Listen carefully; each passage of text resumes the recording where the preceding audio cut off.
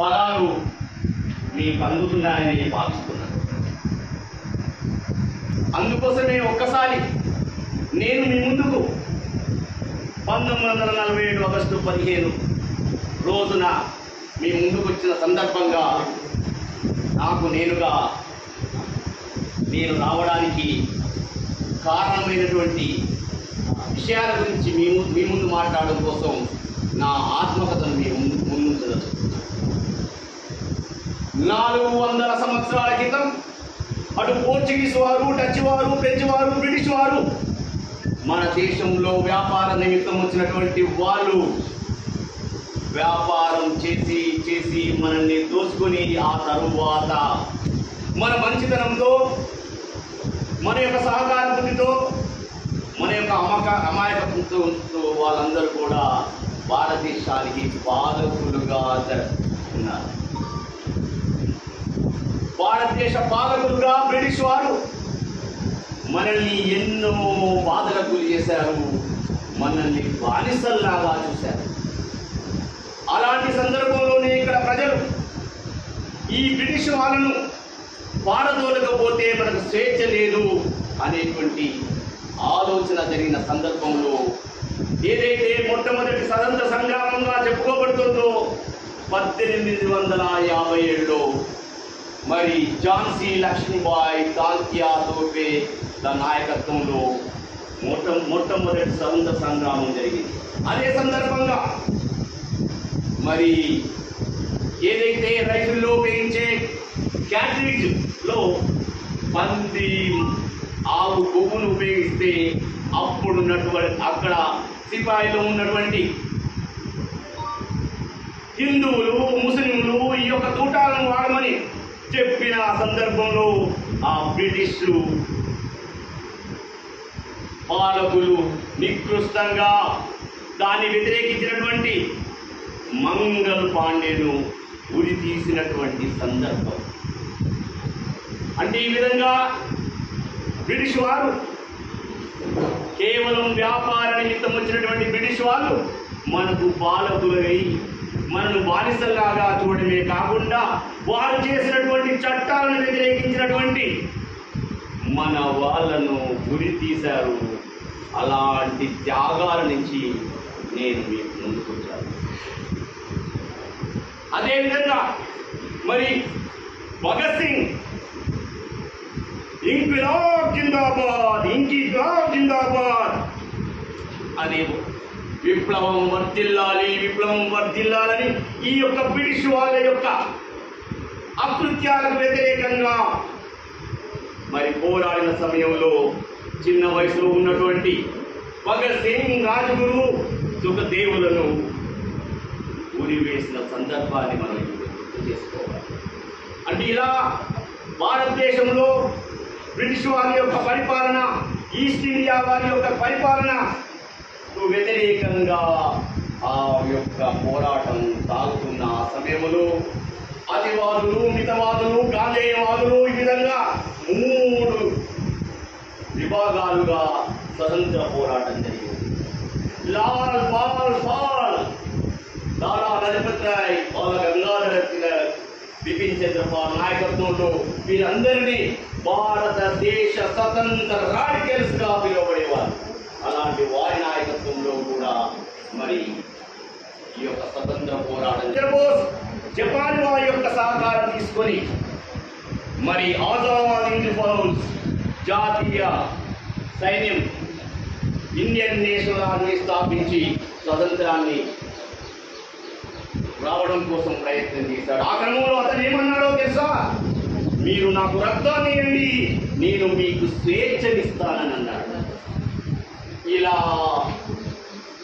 1885లో భారత జాతీయ కాంగ్రెస్ ఇదే లక్ష్యంతో మరి ఏర్పడ్డది.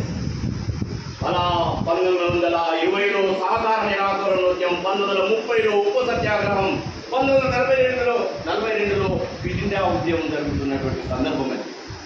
మరి మన తెలుగు వాళ్ళు ఆ యొక్క సంగ్రామంలో పాల్గొంటున్న సందర్భం అది.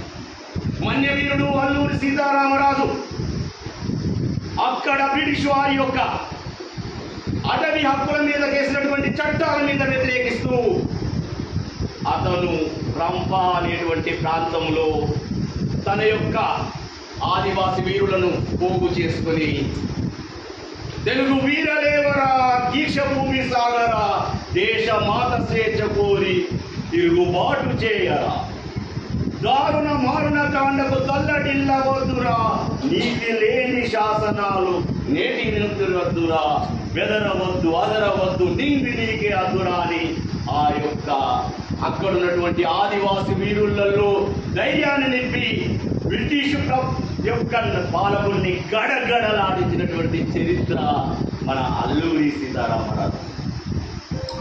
ఆ విధంగా వారి యొక్క కంటెంట్ అయినటువంటి అల్లూరి సీతారామరాజును చర్చల పేరు మీద తీసుకొచ్చి రూదర్ఫోర్డ్ యొక్క సైన్యం తన యొక్క గుండెల్లో కాల్చినప్పుడు ఒరే రూదర్ఫోర్డ్, నువ్వు ఒక్క అల్లూరి సీతారామరాజుని చంపగలిగావు, కానీ నేను నా యొక్క మృత్యువు వేలాది మంది అల్లూరి సీతారామరాజుని సృష్టిస్తుంది. ఏదో ఒక రోజు నువ్వు భారతదేశాన్ని వదిలిపోయే తరుణము వస్తుంది అంటూ వందే మాతరం అని చనిపోయిన సందర్భం నా మనసులో ఇంకా బలంగానే ఉంది. ఇలా అటు ఆదివాదులు, ఇటు విధవాదులు, అటు గాంధేయవాదులందరూ కలిసి ఈ యొక్క స్వతంత్రాన్ని సాధించినటువంటి సందర్భం, నేను మొదటిసారిగా మీ ముందుకు వచ్చినటువంటి సందర్భం 1947 ఆగస్టు 15వ తేదీన. కానీ నా మనసును, నా యొక్క హృదయాన్ని గాయపరిచిన రోజని. ఎందుకంటే ఏదైతే బ్రిటిష్ వారి యొక్క విభజించు పాలించు అనేటువంటి ఆ యొక్క కుటీల నీతితో నా విశాల భారతదేశము 2 ముక్కలుగా అయిన సందర్భం అది. ఎందరో ఆ ప్రాంతం నుంచి ఈ ప్రాంతానికి, ఈ ప్రాంతం నుంచి ఆ ప్రాంతానికి వెళుతున్నటువంటి సందర్భంలో ఎందరో అమరులైనటువంటి సందర్భం అది. కానీ అది ఇంకొక సందర్భం. ఆ రోజు ఈ యొక్క మన హైదరాబాద్ రాష్ట్రం స్వతంత్రానికి నోచుకోలేదు, మన స్వతంత్ర దినం మనం చేసుకోలేదు. ఎందుకంటే సంస్థానాధీశులు, అదేవిధంగా కాశ్మీర్ వారు, హైదరాబాద్ రాష్ట్రం చెందిన వాళ్ళందరూ కూడా ఆ రోజు స్వతంత్రం రాలేదు. ఆ తరువాత మరి ఇక్కడ ఈ తెలంగాణలో నైజాం పరిపాలన జరుగుతున్నది. వారి యొక్క అకృత్యాలు, కాసిం రజ్వీ యొక్క నాయకత్వంలో మన యొక్క పిల్లలను చేర్చడం, మన దేవాలయాలను ధ్వంసం చేయడం, ఆ విధంగా జరుగుతున్న సందర్భం అది. అప్పుడే మొదలైంది తెలంగాణ స్థాయిలో పేదరాటం. ఎర్రజెండెనీయలో ఎర్రెర్రని జెండెనీయలో, పేదల పాలిటెనీయలో పేదెన్నిక గనజెల్లండి అని ఈ విధంగా తెలంగాణ స్థాయిలో పోరాటం కమ్యూనిస్టుల నాయకత్వంలో.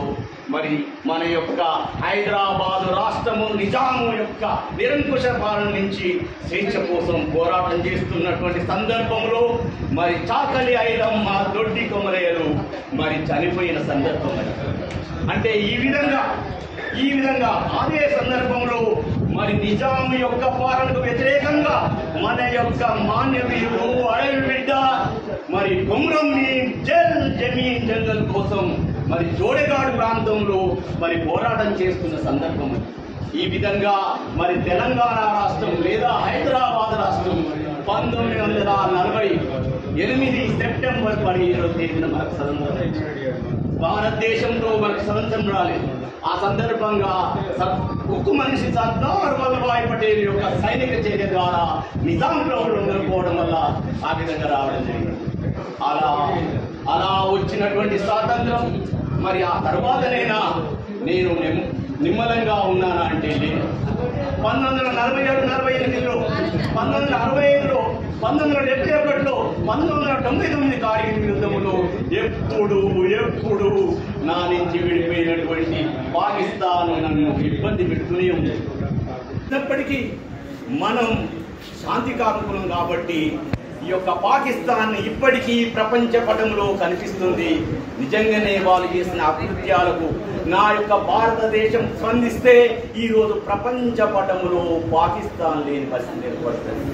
అదే క్రమంలో మరి ఏదైతే పహల్గాములో మరి వెళ్ళినటువంటి ప్రయాణికులను మరి దుర్మార్గులైనటువంటి పాకిస్తాన్ ప్రేరేపిత ఉగ్రవాదులు చంపిన సందర్భంలో మరి మన యొక్క సోఫియా ఖురేషి అదేవిధంగా భూమికా సింగ్ యొక్క నాయకత్వంలో ఆ తీవ్రవాద స్థావరాలను మరి ధ్వంసం చేసిన సందర్భం అది. అదేవిధంగా పాకిస్తాన్ హెచ్చరించిన సందర్భమే. అందువల్లనే ఈ స్వతంత్రం భద్రంగా ఉంటుందని, ఈ స్వతంత్రం ఫలితాలు ఇస్తుందని, ఈ స్వతంత్రం అనేది మీకు పూర్తి స్థాయిలో ఫలితాలు ఇవ్వాలంటే భారత రాజ్యాంగంలో ఉన్నటువంటి అన్ని విషయాలు మరి మీ అమలు కావాలి.